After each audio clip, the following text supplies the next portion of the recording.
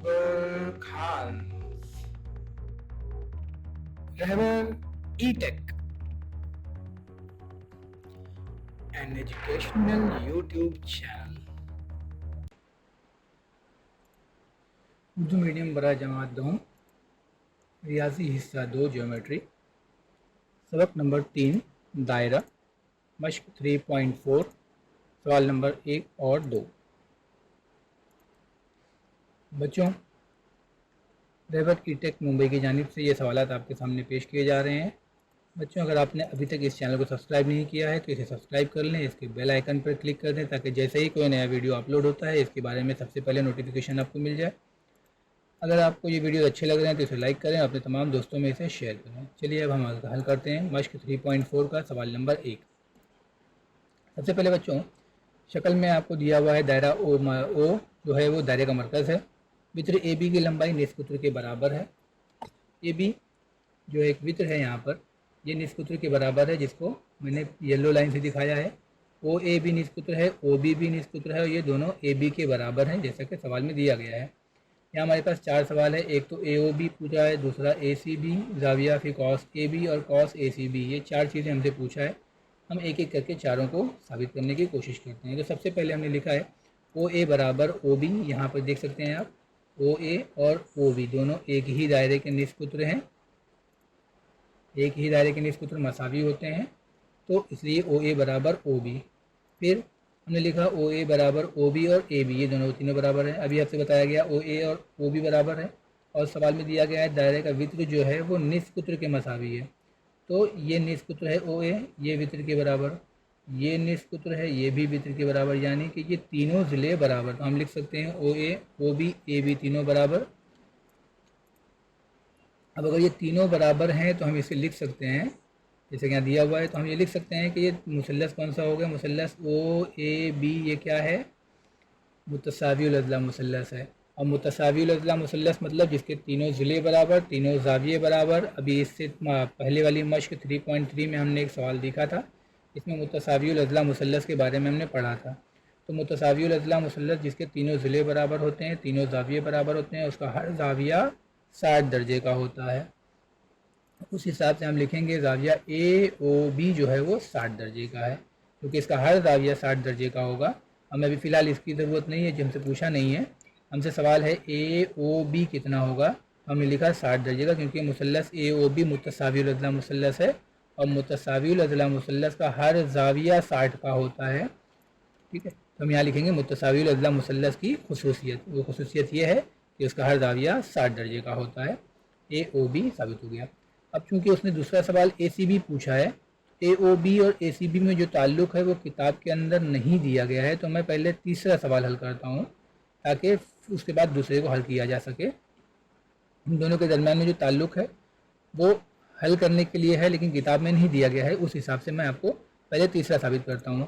मैं लिखता हूँ कॉस ए बी जो है वो कॉस ए ओ बी के बराबर है। कॉस ए बी, ये जो कॉस ए बी है ये cos A ज़ाविया A O B के बराबर होगा। ये भी हमने पिछले 3.3 में हल किया था। ए कॉस ए बी ये मरकज़ पर बनने वाले ज़ाविये के बराबर होता है, जिसको हम मरकज़ी ज़ाविया कहते हैं। यहाँ पे हम मरकज़ी ज़ाविया की पैमाइश लिख देंगे या मरकज़ी ज़ाविया। कॉस ज़ाविया ए ओ बी की पैमाइश आपके पास 60 दर्जा है, यहाँ पे हम 60 लिख देंगे, तो हमें कॉस ए बी भी 60 दर्जे का मिल जाएगा। अब चूँकि हमें कॉस ए बी मिल चुका है यहाँ पर सवाल नंबर 2 के अंदर, कॉस ए बी, तो हमने पीछे पढ़ा है कि कॉस ए बी ये ज़ाविया शुरू हो रहा है ए से, जा रहा है सी पर और फिर आकर ख़त्म हो रहा है बी पर, यानी कि ये ज़ाविया जो बन रहा है ये है कॉसी ज़ाविया, जैसा सवाल आपको 2 में पूछा है। कॉस ज़ाविया ए सी बी, ए सी बी ये ज़ाविया कॉस पर बन रहा है, तो ये अपने मकतूबा कॉस का आधा होगा, इसको हम कहेंगे मरकज़ी ज़ाविया। तो हम यहाँ लिखेंगे ज़ाविया ए सी बी जो है half of cos A B. ये ज़ाविया A B A C B है, ये ज़ाविया यहाँ पे जो ज़ाविया बनेगा अपने इस कॉस का आधा होगा, इसको हम कहेंगे कॉसी ज़ाविये का मसला। अब चूँकि कॉस ए बी की पैमाइश हमारे पास 60 दर्जा है, हम यहाँ लिख देंगे 60 लाइन नंबर 2 से। अब इससे इसको तकसीम कर देंगे, 2 से 60 को काटेंगे हैं तो यहाँ पे हमको मिलेगा 30, यानी ज़ाविया ए सी बी हमें मिल जाएगा 30 दर्जे का। जाविया ए सी बी हमें मिल गया 30 दर्जे का। ये हो गया हमारा दूसरा सवाल। अब हम आगे बढ़ते हैं कॉस ए सी बी की तरफ। कॉस ए सी बी अगर बच्चों ध्यान से देखें तो कॉस ए सी बी यहाँ से शुरू हो रहा है, ए से सी की तरफ और सी से बी की तरफ, क्योंकि ए से सी और सी से बी डायरेक्शन हमको ए से सी जाना है, सी से बी। तो हम लिखेंगे इसके अंदर कॉस ए सी बी मतलब इतना बड़ा है, तो हम लिखेंगे कॉस ए सी बी की पैमाइश, है ना। कैसे मालूम पड़ेगी? पूरे दायरे के अंदर से जो हमको मालूम है, यानी कॉस ए बी हमें सिर्फ इतना ही पता है, तो दायरे की पैमाइश में से कॉस ए बी को निकाल देंगे। तो ये रहा हमारे पास पूरा दायरा, इसमें से हम इस कॉस ए बी को निकाल देंगे। ये जो बचा है इसकी पैमाइश हमसे पूछा है, तो हमें पता है दायरे की पैमाइश हमको मालूम है 360 होती है, और कॉस ए बी की पैमाइश हमें बयान नंबर 2 से मिलेगी। कॉस ए बी जो है वो बयान नंबर 2 में 60 है, वहाँ से हम लेंगे, गलती से यहाँ 1 आ गया है। अब यहाँ 360 में से 60 जाएगा, बचेगा 300, यानी कॉस ए सी बी की पैमाइश जो है वो हो गया 300। उम्मीद करता हूँ बच्चों आपको वीडियो समझ में आया होगा। अब हम चलते हैं सवाल नंबर 2 की तरफ। बच्चों इस चैनल को सब्सक्राइब करें और बेल आइकन पर क्लिक कर दें। चलिए अब सवाल नंबर 2 की तरफ चलते हैं। सवाल नंबर 2 है, शक्ल में पी क्यू आर एस मुस्तकिमुल मुहित ज़रूरतुल्लाह है। ये आपके सामने जो शक्ल है ये पी क्यू आर एस, ये जो है वो एक मुस्तकिमुल मुहित ज़रूरतुल अज़ला है। आपको पता होना चाहिए मुस्तकिमुल मुहित क्या है। ऐसा ज़रूरतुल अज़ला जिसके चारों रास दायरे पर मौजूद हों वो मुस्तकिमुल मुहित ज़रूरतुल अज़ला कहलाता है। इसमें आपको क्या दिया हुआ है? इसमें दिया हुआ है ज़िला पी क्यू और ज़िला क्यू आर ये बराबर हैं।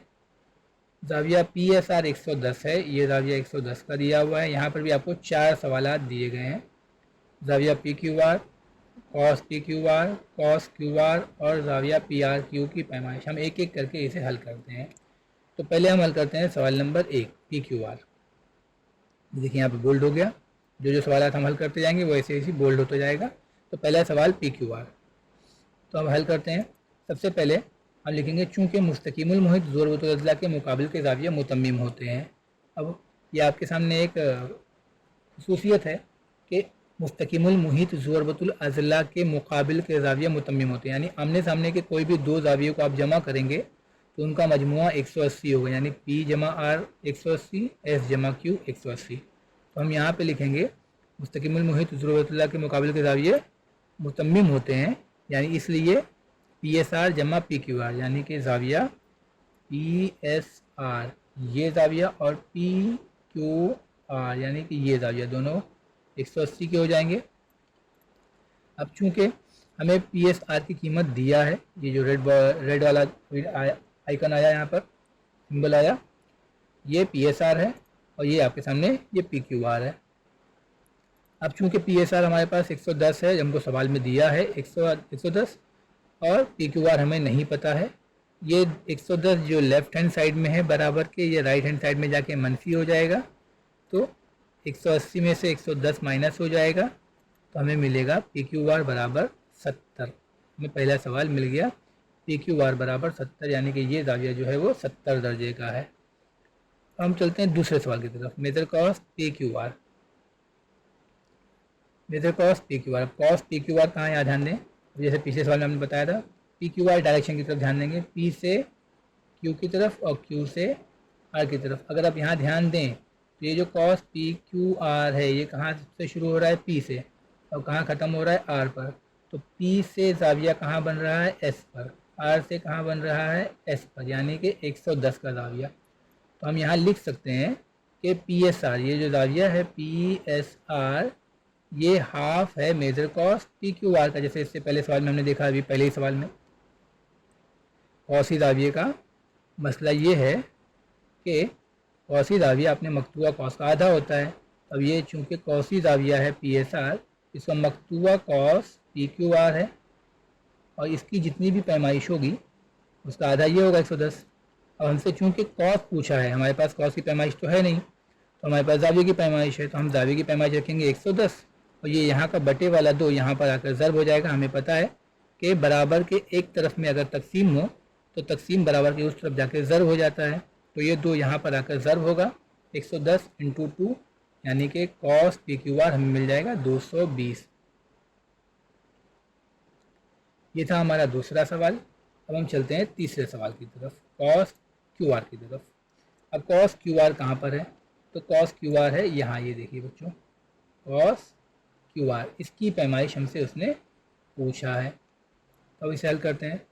अब हम लिखते हैं मुसल्लस पी क्यू आर में, ये जो ये मुसल्लस पी क्यू आर आपके सामने दिख रहा है, मुसल्लस पी क्यू आर, आप कर्सर देख सकते हैं, या तो फिर ये मुसल्लस पी क्यू आर आपको दिख रहा है, ठीक है।